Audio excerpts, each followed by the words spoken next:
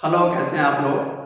आज हम फिर एक नए टॉपिक पे बात करने जा रहे हैं जिसका नाम है बजट। और इसको मैंने इसलिए लिया कि कल ही यानी 1 फरवरी को भारत सरकार का बजट आया है और इस बजट को किसने पेश किया?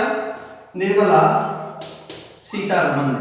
1 फरवरी को क्या आया? बजट आया और पेश किया किसने? निर्मला सीतारमण। और यह इनका लगातार चौथा बजट है। लेकिन आपको मालूम है सबसे ज्यादा बजट आजादी के बाद किसने पेश किया? जीके में आ सकता है तो वे थे जो हमारे प्रधानमंत्री भी रहे, मोरारजी देसाई, जिन्होंने 10 बार बजट पेश किया है। दूसरे नंबर पे पी चिदम्बरम है,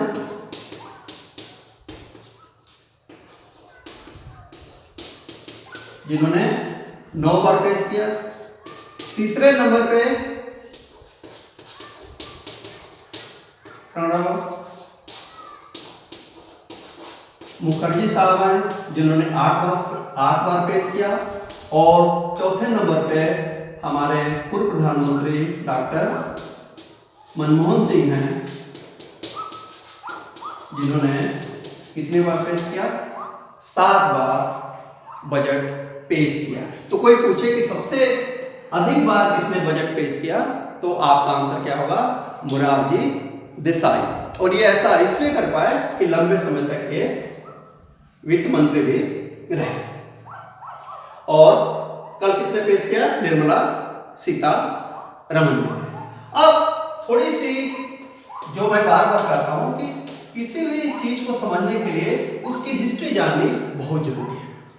तो सवाल यह है कि जब राजाओं का समय होता था तब तो बजट पेश नहीं होते थे। कभी आपने सुना कि चंद्रगुप्त मौर्य ने बजट पेश किया, या अशोक महान ने बजट पेश किया, या अकबर ने बजट पेश किया? नहीं, उस समय ये चीजें नहीं थी। हुआ ये कि पहली बार 7 अप्रैल को 1860 में जेम्स विल्सन ने भारत का बजट पेश किया। तो कोई पूछे कि भारत में बजट पेश करने की परंपरा कब से शुरू हुई, तो 1860 में शुरू हुई। ध्यान रखिए कि 1860 में ईस्ट इंडिया कंपनी को खत्म कर दिया गया था, एक प्रकार उसके अधिकार को खत्म कर दिया गया था, और भारत का शासन किसके अंतर्गत आ गया था? ब्रिटेन की सरकार में। तो अंग्रेजों के द्वारा सबसे पहले 1860 में बजट पेश किया गया। लेकिन आजादी के बाद जब हम 15 अगस्त 1947 को आजाद हो गए, तो 26 नवंबर जो पहली सरकार बनी थी, तो 26 नवंबर 1947 को आजाद भारत का पहला बजट पेश हुआ। और इसको पेश किया था कुमार स्वामी चेट्टी ने, जो कि उस समय क्या थे? वित्त मंत्री थे। ये 26 नवंबर आपको याद रहेगा क्योंकि 26 नवंबर 49 में इसी दिन हमारा संविधान बना था। तो ये परंपरा रही है। और उसके बाद आप देख रहे हैं कि हर साल क्या होता है? हर साल बजट भारत सरकार के द्वारा पेश होता है। राज्यों में भी पेश किया जाता है। ऐसा नहीं कि केवल केंद्र ही पेश करता है अपना बजट। राज्यों को भी अधिकार है, संवैधानिक अधिकार है कि वे हर साल बजट पेश करें। तो जो दूसरी बात होती है, जो इंपॉर्टेंट है, वो यह कि बजट से मतलब क्या होता है? बजट से मतलब क्या है? तो इसमें 2 चीजें होती हैं। एक तो होता है आय या प्राप्ति, जो सरकार रिसिप्ट्स जो उसको प्राप्ति होती है, और दूसरा होता है व्यय या खर्चा, जिसको कहते हैं एक्स एंड डी, एक्सपेंडिचर। तो आय और व्यय के वार्षिक विवरण को ही हम क्या बोलते हैं, बजट बोलते हैं। ये घर में होता है ना कि आप यदि पढ़ रहे हैं और घर से बाहर हैं, कहीं जयपुर, उदयपुर, इलाहाबाद, दिल्ली हैं, तो घर से कुछ पैसा मिलता होगा पर मंथ। हम जब पढ़ते थे तो 500 रुपये मिलता था। आप आज तो 500 में काम चलेगा नहीं। तो मान लीजिए कि आपको 5000 रुपया मिल रहा है, तो ये क्या है, 5000 आपकी आय हो गई और मंथ में आपके कुछ खर्चे हैं। तो उस आय व्यय का विवरण यदि आप अपने पिताजी के सामने पेश कर रहे हैं, इसका मतलब कि आप बजट पेश कर रहे हैं। तो जो प्राप्तियां हैं और इस प्राप्तियों का जो मूल आधार, जो मूल स्रोत है, वह दो ही होता है, जिसमें सबसे बड़ा जो है टैक्स है, यानी कर, और जो दूसरी चीज होती है वह होता है ऋण, जो कि विदेश से भी हो सकता है और डोमेस्टिक भी हो सकता है। लेकिन मूल चीज क्या है, मूल चीज है टैक्स। तो इसीलिए जब बजट पेश होता है तो एक बार स्पेशली जो वर्किंग क्लास है वो टैक्स की इंतजार करता है कि टैक्स स्लैब, जैसे इस बार बदला है, 7 लाख तक के लोगों को टैक्स नहीं देगा, तो टैक्स स्लैब इसीलिए करते हैं। तो टैक्स से प्राप्ति होती है। और जो अनेक प्रकार के प्रोग्राम होते हैं, चाहे मनरेगा हो, चाहे कुछ भी हो, रेलवे हो, उसमें जो खर्चे हैं, एस्टिमेटेड खर्चे, ध्यान रखिए, एस्टिमेटेड खर्चे होते हैं। और जो संचित निधि होती है,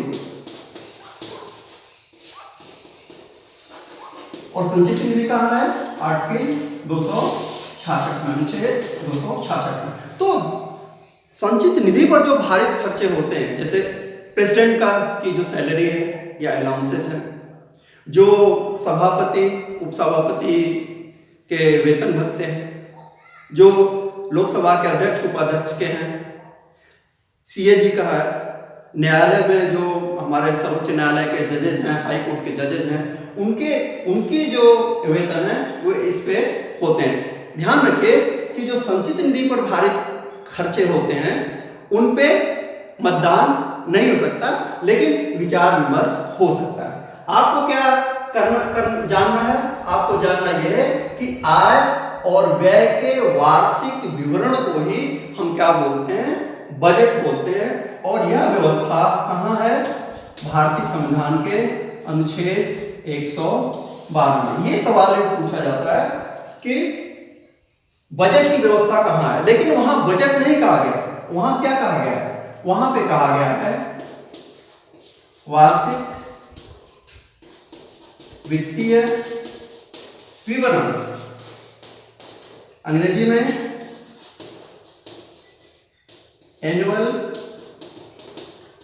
फाइनेंशियल स्टेटमेंट, वार्षिक वित्तीय विवरण। तो ये भी पूछा जा सकता है कि बजट को एक्चुअली हम हिंदी में क्या बोलते हैं, तो वार्षिक वित्तीय विवरण, और अंग्रेजी में क्या बोलते हैं, एनुअल फाइनेंस स्टेटमेंट बोलते हैं। और बजट की परिभाषा क्या हो गई, आय प्लस व्यय का जो विवरण है वही क्या है, वही बजट है। तो ये बजट है। दूसरी चीज 212 में इसका उल्लेख है, जो केंद्र सरकार बजट पेश करती है वह 112 में है। और जो राज्यों में मैंने कहा कि राज्य सरकारें भी अपना बजट पेश करती हैं, तो राज्य बजट का जो जिक्र है वह है 202 में, 112 और 202। तीसरी जो बात हम कहना चाहेंगे वह यह कि आप ये सोच सकते हैं कि बजट को बनाता कौन है, इसको प्रिपेयर कौन करता है, बजट का निर्माण कौन करता है। तो आप ये तो जान गए कि बजट को पेश करता है फाइनेंस मिनिस्टर, या जिसके पास फाइनेंस मिनिस्ट्री हो। तो जाहिर सी बात है कि बजट का निर्माण भी कौन करेगा, वित्त मंत्रालय करता है। उसका भारत सरकार का जो वित्त मंत्रालय है वह इस बजट का निर्माण करता है। इसमें भी एक विभाग होता है जिसको कहते हैं डिपार्टमेंट ऑफ इकोनॉमिक अफेयर। यह जो इकोनॉमिक अफेयर का विभाग होता है वह क्या करता है, बजट का निर्माण करता है। और एक चीज और जानिए कि जो हमारा वित्त मंत्रालय है वह कहाँ है, नॉर्थ ब्लॉक में। नॉर्थ ब्लॉक यह ऑफिस है उसका। कोई पूछे कि वित्त मंत्रालय कहाँ काम करता है तो नॉर्थ ब्लॉक में है। साउथ ब्लॉक में क्या है, रक्षा मंत्रालय है। तो वहां पे जब बजट तैयार होता है ना, जैसे मालूम है कि 1 तारीख को पेश करना है, तो उसके एक सप्ताह पहले से ही, लगभग 1 सप्ताह पहले से ही जो संबंधित कर्मचारी हैं वे नॉर्थ ब्लॉक में आ जाते हैं और वहां उसको लिखने की प्रक्रिया होती है। दूसरी इंटरेस्टिंग चीज कि जो लोग इस बजट निर्माण की प्रिपरेशन की, क्योंकि लिखा जाता है कई बार बहुत लंबा जो भाषण होता है या जो विवरण होता है उसको इसमें इंक्लूड करते हैं। जैसे मुझे याद है 1991 में जब उदारीकरण हुआ था, डॉक्टर मनमोहन सिंह तब वित्त मंत्री हुआ करते थे, तो बहुत बड़ा चेंज हुआ था। तो बहुत बड़ा बजट उन्होंने पेश किया था आकार, शब्दों के आकार के हिसाब से। तो जो लोग उसमें सम्मिलित होते हैं उनको उतने दिन कहीं जाने नहीं दिया जाता। वे नॉर्थ ब्लॉक के उस ऑफिस में ही काम करते हैं, वहीं खाते पीते और सोते हैं। और यहीं से एक परंपरा चली जिसको कहते हैं हलवा। हलवा जानते हैं ना, घर पे जो बनता है, हलवा परंपरा। हलवा परंपरा ऐसा नहीं कि केवल हलवे पर ही हो रहते हैं, लेकिन बजट निर्माण की प्रक्रिया के दौरान जो उसमें इन्वॉल्व लोग हैं उनके खाने के लिए हलवा बनता है। और ये तब तक उस नॉर्थ ब्लॉक के डिपार्टमेंट से बाहर नहीं निकलते, ऑफिस से बाहर नहीं निकलते जब तक कि बजट को पार्लियामेंट में पेश नहीं कर दिया जाता। आप पूछेंगे ऐसा क्यों होता है? ऐसा इसलिए होता है कि बजट के जो प्रावधान है उसको लीक नहीं होने चाहिए। क्योंकि बजट से आपने देखा कल बजट पेश हुआ तो पता चला कि सेंसेक्स क्या हो गया, 1000 पॉइंट ऊपर चला गया। इसका मतलब कि जो मार्केट है वह बजट के प्रावधानों से जुड़ी हुई है। तो पहले से लीक नहीं होना चाहिए, 1 सप्ताह पहले से ही मालूम हो जाए मार्केट को कि ऐसा होना जा रहा है, टैक्स घटने जा रहा है, टैक्स बढ़ने जा रहा है, तो फिर मार्केट मैनिपुलेट करेगा और उसमें जो उपभोक्ता हैं उनको नुकसान होगा। तो ये सिक्रेसी रखी जाती है। अब इस प्रक्रिया में एक और चीज आपको बताएं कि यह जो 1 फरवरी वाली बात है यह पहले नहीं थी। पहले जो बजट पेश होता था और जो अंग्रेजों की परंपरा थी कि फरवरी के लास्ट वर्किंग डे, वो कोई भी तारीख फिक्स नहीं थी, फरवरी का लास्ट वर्किंग डे जो होता था उस पे बजट पेश किया जाता था। और वो भी फिक्स था कितने बजे, 5 बजे शाम। ये अंग्रेजी ट्रेडिशन थी, लेकिन इसको बदल दिया गया, फिक्स कर दिया गया 2017 में कि अब बजट 1 फरवरी को निश्चित रूप से पेश होगा। और दूसरी चीज कि 2017 में जो एक और काम किया गया कि रेलवे का जो बजट होता था वह पहले अलग पेश होता था, लेकिन रेलवे बजट को 2017 से इसमें मर्ज कर दिया गया। जो आम बजट है उसमें बजट कर दिया। यानी कोई पूछे कि पृथक रूप से रेलवे बजट कब पेश हुआ, तो कब हुआ, 2017 से 1 साल पहले यानी 2016 में।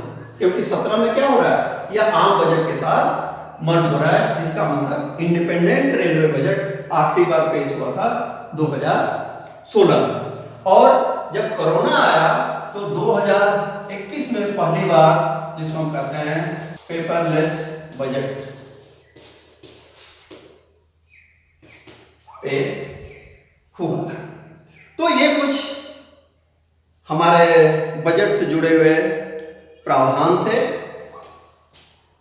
और जिसको मैंने सोचा कि आपके साथ शेयर कर लें।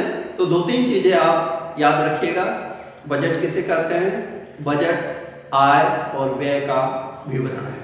दूसरी चीज, बजट फाइनेंस बिल के रूप में पेश होता है, इसलिए हमेशा लोकसभा में पेश किया जाता है, बाद में राज्यसभा के पास जाता है। तीसरी चीज कि जो गवर्नमेंट ऑफ इंडिया का बजट है वो आर्टिकल किसके 112 के तहत गवर्नमेंट ऑफ इंडिया का, और जो स्टेट का है वह किसके तहत 202 के तहत पेश किया जाता है, और इसमें आय और व्यय का उल्लेख होता है। तो उम्मीद है कि आपको यह बजट से जुड़े हुए कुछ प्रावधान, कुछ इतिहास, कुछ वर्तमान समझ में आया होगा। तो देखते रहिए, पढ़ते रहिए। Thank you very much.